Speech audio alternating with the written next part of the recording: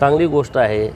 देवाचे आभार मानले पाहिजेत की ज्यांना कधी आंदोलनाची सवयच नव्हती, ज्यांना फक्त लुटायचं खळं माहीत होतं. शेतकऱ्यांचं खळं महाराष्ट्रामध्ये सगळ्यात लुटलं कोणी तर रोहित आणि रोहितच्या आजोबांनी.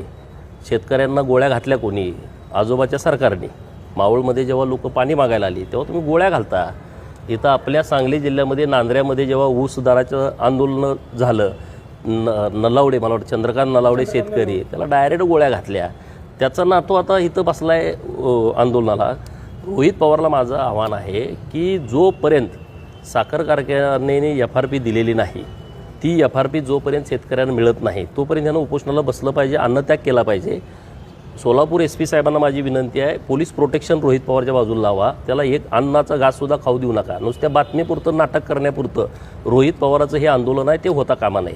त्याला 11 दिवस 15 दिवस जोपर्यंत शेतकऱ्याची FRP मिळत नाही, कारखानदार हेच आहेत, ते सगळी FRP जोपर्यंत मिळत नाही तोपर्यंत ह्याचं उपोषण चालू राहिलं पाहिजे.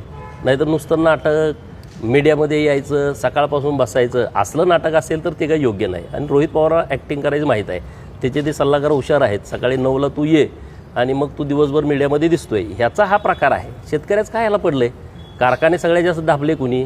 रोहित पवारांनी. कुणाचे कारखाने आहेत? शेतकऱ्यांचे. सभासदाच्या फीमधून उभारलेले कारखाने 6 कोटीपासून ह्यांनी ढापलेत.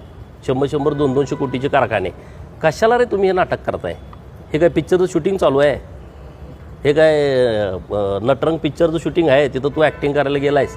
आणि मला सामान हा बसला पाहिजे तिथं. लोक रोज ह्यांच्या विरोधात आंदोलन करत होते. बसू द्या ना याला महिना 2 महिने.